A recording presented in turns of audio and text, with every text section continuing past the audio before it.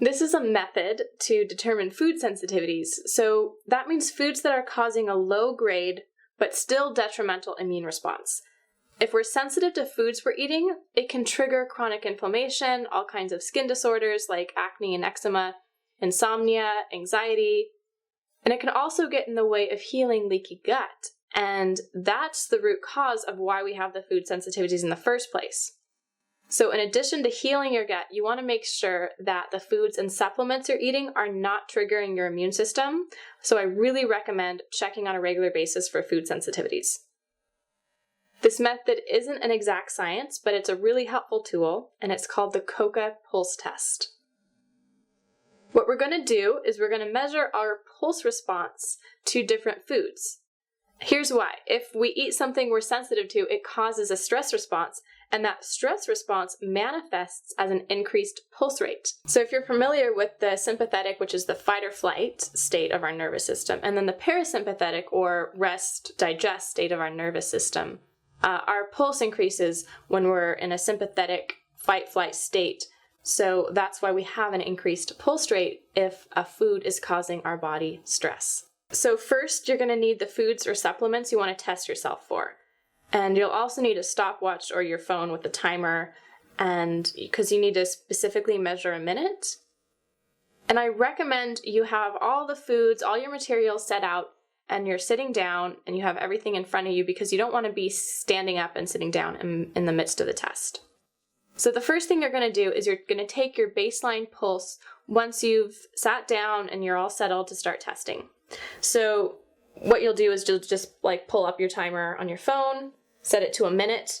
You're going to find your pulse rate. If you haven't done this before, you just feel until you feel that throbbing pulse rate. And once you have it and you feel it, then you're just going to hit the start button on your phone for a full minute and count your pulse rate for that full minute.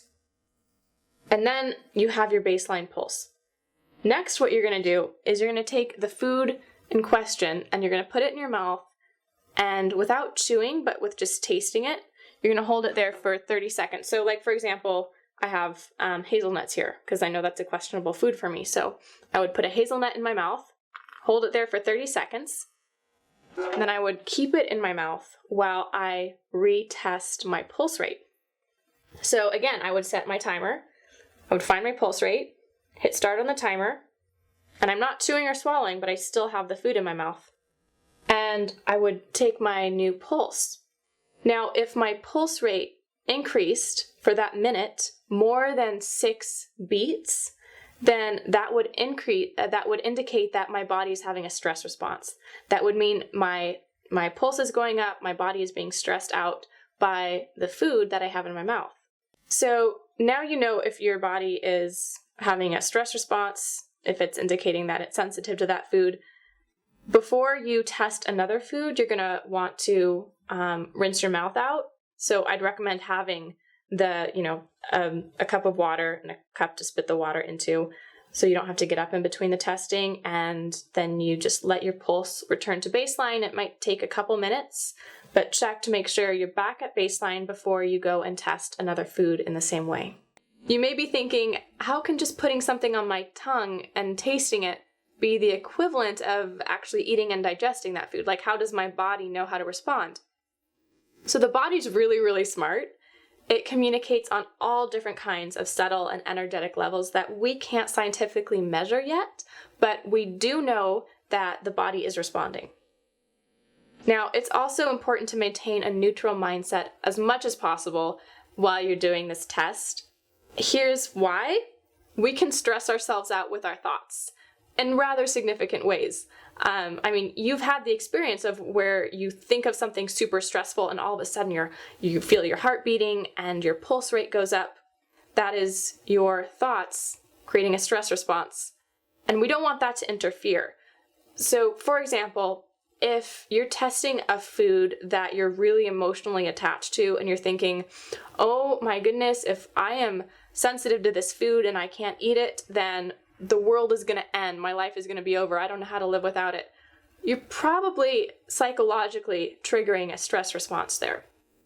So it is just the practice of doing this and learning how to keep your mind clear and calm, don't expect to be perfect right off the bat. I'm still not perfect with keeping my mind clear when I'm doing any kind of testing like this, or energetic testing as well. It's just a practice, and it's a skill that you'll develop with time. So now I want to talk a little bit about reversing food sensitivities. What happens if you are sensitive to some of the foods you eat regularly? Well, first, it means you need to take that out of your diet for probably 6 to 8 weeks. You can retest after that. You need to rotate your diet a little bit more. But also, it's going to be really important to focus on healing leaky gut. Because like I said at the beginning of this video, that is the root cause of why you've developed these food sensitivities in the first place. So I have a much more in-depth post on how to heal leaky gut with specific nutrition and supplement recommendations, and I'm going to link that below in the description box so you can read that. So thank you for watching, and let me know in the comments below if you do this test and what your results were, if you were sensitive to foods that surprised you, or if the results made sense to you. And I'll see you in the next video.